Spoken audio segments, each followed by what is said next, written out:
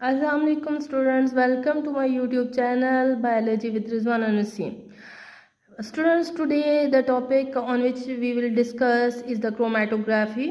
Chromatography एक ऐसी technique है जिसमें हम एक सोल्यूशन में से उसके तमाम कंपोनेंट्स को सेपरेट करते हैं। ठीक है, अब ये जो सेपरेशन होती है ये होती है बेसिकली साइज एंड डेंसिटी की बेस पे।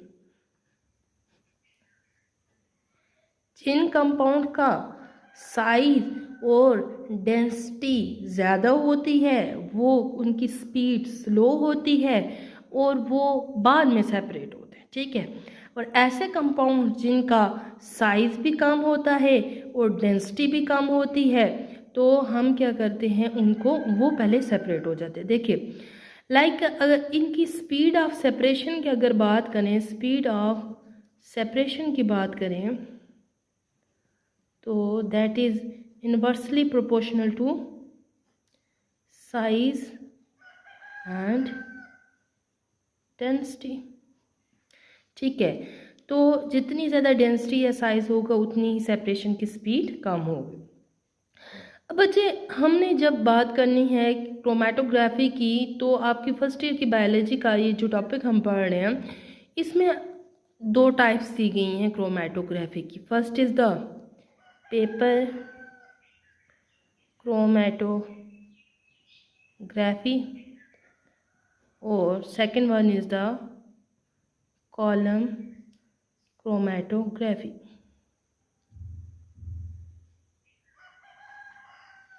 ठीक है, अब हम लोग यहाँ एक लाइन ड्रॉ कर लेते हैं और इनको साइड बाय साइड डिस्कस करते जाते हैं। ठीक है, अच्छा अब देखें पेपर क्रोमेटोग्राफी। बच्चे, जब हम लोगों ने क्रोमेटोग्राफी पढ़नी है तो इसमें हमने दो फेज़ पढ़नी है, फेज़ डिस्कस करनी है। एक होगी हमारे पास स्टेशनरी फेज़ और दूसरी होगी हमारे पास moving phase, that is the mobile phase. ठीक है, अब स्टेशनरी फेज़ वो फेज़ जो कि स्टिल होगी, जो रुकी हुई होगी, जो मूव नहीं कर रही होगी। ठीक है, और मोबाइल फेज़ जो कि मूविंग होगी, जो कि मूव कर रही होगी। अब पेपर क्रोमेटोग्राफी में हम लोग जो स्टेशनरी फेज़ यूज़ करते हैं वो हम पेपर यूज़ करते हैं। ठीक है, और मोस्टली ये हम वॉटमैन पेपर यूज़ करते हैं। ये पेपर आपको इजीली मिल जाता है, ठीक है, मार्केट से। और मोबाइल फेज़, इसमें जो भी हम लोग सॉल्वेंट यूज़ करते हैं मोस्टली हम वाटर भी यूज़ कर सकते हैं। ठीक है, वाटर में भी या मोबाइल फेज़। बच्चे, हम लोग ना एक बीकर लेते हैं, सिंपली हम लोग ये लैब में इसको परफॉर्म कर सकते हैं इस टेक्निक को। और इंशाल्लाह मैं जब ये टेक्निक परफॉर्म करवाऊँगी अपने स्टूडेंट्स को तो उस पर भी मैं अपनी एक वीडियो अपलोड करूँगी अपने प्रैक्टिकल की, ताकि आपको आसानी हो समझने में। तो बच्चे, अब हम लोग क्या करते हैं, हम यहाँ पे ना अपना सॉल्वेंट डाल देते हैं। अपनी मोबाइल फेज़ इधर पानी में, पानी को हम इस टैंक में डाल देते हैं। ठीक है, और ऊपर से हम ना अपनी स्टेशनरी फेज़ को इसमें डिप कर देते हैं। ठीक है, हम एक लेंगे क्या, हम एक लेंगे पेपर। ठीक है, एक वॉटमैन पेपर, और इसको यहाँ पे हैंग कर देंगे। अच्छा, अगर ना आपने ज़्यादातर हम लोग जो ये लैब में काम करवाते हैं ये इंक के कंपोनेंट्स को, ब्लैक इंक के कंपोनेंट्स को सेपरेट करने के लिए करते हैं। ठीक है, तो यहाँ पे ना हम एक ब्लैक इंक का ना स्पॉट लगा देते हैं।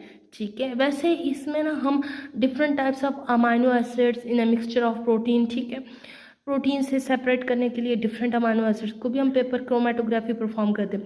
लेकिन जो हम लैब में परफॉर्म करवाते हैं, नॉर्मली जो हम लोग प्रैक्टिकल करवाते हैं बच्चों को इंटर में, वो हम यहाँ पे एक इंक का डॉट लगा देते हैं। इंक का डॉट इस पानी में डिप नहीं होना चाहिए। ठीक है, तो अब वाटर जो है ना इस थोड़े टाइम के बाद ना इस पेपर से ऊपर मूव करता है। ठीक है, मूव करता है कैपिलरी रिएक्शन के थ्रू, और अब ये इंक के जो कंपोनेंट्स हैं वो सेपरेट होने लगते हैं। ठीक है, ठीक है, तो मतलब रेड इंक का स्पॉट आपको इधर मिल जाएगा, ब्लू का इधर मिल जाएगा, ब्लैक का इधर मिल जाएगा।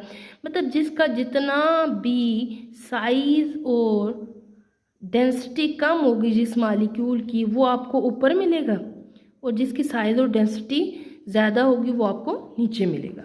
तो इस बेसिस पे हम लोग क्या करते हैं, कंपोनेंट को एक मिक्सचर में से सेपरेट कर लेते हैं by performing the paper chromatography. ठीक है, तो इसके अलावा अगर एक पेशेंट है, ठीक है, वो बहुत सी ड्रग्स ले रहा है, तो उसका यूरिन टेस्ट करके, ठीक है, हम चेक कर सकते हैं कि आया कि उसके यूरिन के अंदर कौन सी ड्रग्स हैं। उसके ब्लड का टेस्ट कर सकते हैं हम पेपर क्रोमेटोग्राफी के थ्रू, क्या उसके ब्लड में कौन सी ड्रग्स हैं। ठीक है, अच्छा बच्चे, अब आ जाते हैं हम अपनी कॉलम क्रोमेटोग्राफी की तरफ।